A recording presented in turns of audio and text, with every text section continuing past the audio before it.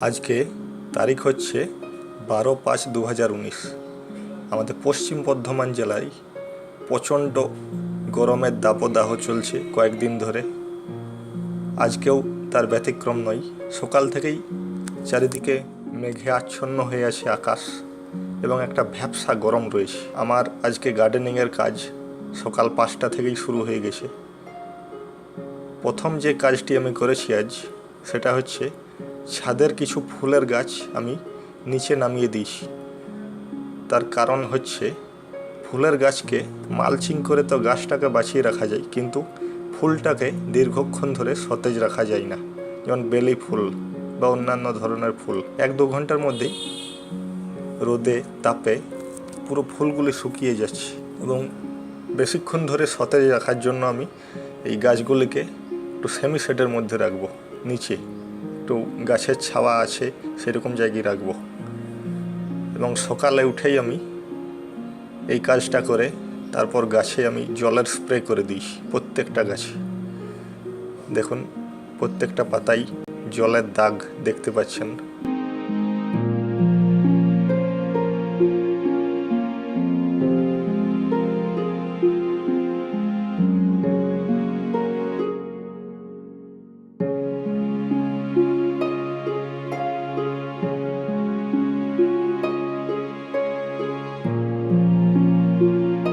এখানে আমার ওই কিছু ইংলিশ রোজ বা বিদেশি গোলাপের গাছ রয়েছে, যেগুলোর কিছু ফুলের কলি এসেছে। এগুলোকে দেখুন আমি কাটতে চলেছি, কারণ এখন আমার ফুল চাই না এই সব গাছ থেকে।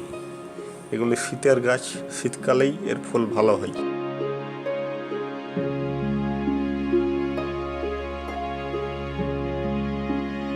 এখানে দেখুন বেলি গাছটির ফুলের কি অবস্থা। ফুল ফোটার সঙ্গে সঙ্গে ফুলগুলি একেবারে শুকিয়ে কাঠ হয়ে যাচ্ছে। যদিও বেলি ফুল একদিনের বেশি থাকে না, একদিন পরেই অটোমেটিক শুকিয়ে পড়ে যায়, কিন্তু ছাদে প্রচণ্ড রোদের ফলে একদিনও আমার ভালো করে থাকছে না। এটা হচ্ছে আমার কামরাঙা ফলের গাছ। কিছু কিছু ফুল আসতে শুরু হয়ে গেছে, কিছুদিনের মধ্যে ফল ধরতে শুরু করে দেবে। গাছটি বিশাল একটা গাছ হয়ে গেছে 1 বছরের ভিতরে। এখানে আমার কিছু বনসাই গাছ এবং কিছু সবজি গাছের সিডলিং রাখা আছে। এটা হচ্ছে থার্মোকলের বাক্সে লাগানো পালং শাকের চারা। দেখুন 2 দিনের মধ্যে অঙ্কুরণ শুরু হয়ে গেছে। এর একটা আমি ভিডিও আনছি কিছুদিনের ভিতরে।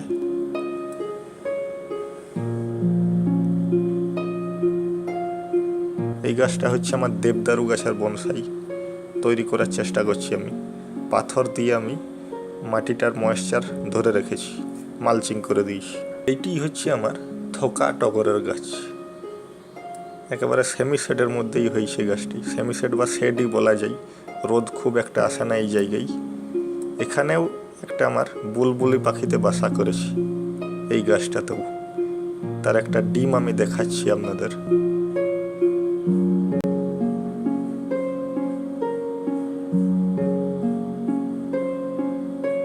এবং কিছু ফুলও আমি দেখাচ্ছি এই গাছে। কিছুদিন আগে এই গাছটিতে প্রচুর ফুল ছিল, কয়েকদিন হলো ফুলগুলি শুকিয়ে এসেছে।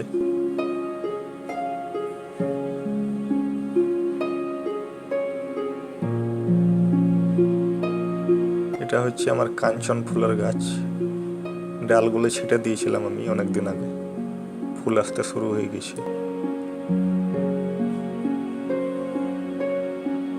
এখানে আমার একটি আম গাছের নিচে দোলন চাপার গাছ লাগানো আছে। আমাদের গ্রামে পুকুরের ধারেই দোলন চাপার গাছ অনেক আছে। সেখান থেকে আমি কিছু কন্দমূল নিয়ে এসেছিলাম এবং মাটিতে লাগিয়ে দিয়েছিলাম গাছ, এবং যাতে অনেকক্ষণ ধরে মাটিটা ময়েস্ট থাকে সেই জন্য আমি কিছু শুকনো পাতা এর মাটিটাকে কভার করে দিয়েছি। দেখুন এই গাছটা হচ্ছে যে হলুদ হলুদ ফুল ধরে রয়েছে, এটা হচ্ছে আমার উলমি ফলিয়ার গাছ, যেটার আমি একটা ভিডিও করেছিলাম। কেউ তার উত্তর দিতে পারেনি যে গাছটার নাম কি। আসলে ভালো হয়, সুগন্ধ থাকে না ফুলে, কিন্তু 12 মাস ফুল হয়, এবং রোগ পোকাও খুব একটা হয় না এই গাছে। এটা নিয়ে আমি একটা ভিডিও আনতে চলেছি। এখানে কিছু আমার লঙ্কা চারা লাগানো আছে মাটিতে। যেগুলোর আপডেট আমি পরবর্তীকালে আপনাদের দেখাবো। কিছু বেগুন গাছ আছে এখানে লাগানো, আমার ওই সাইক্লোনের সময় লাগিয়েছিলাম। কিছু টবেও লাগানো আছে। এটা হচ্ছে কলমি গাছ, কলমি শাকের গাছ। এটা হচ্ছে আমার এলাচ, মশলা যে এলাচ, সেই এলাচের গাছ।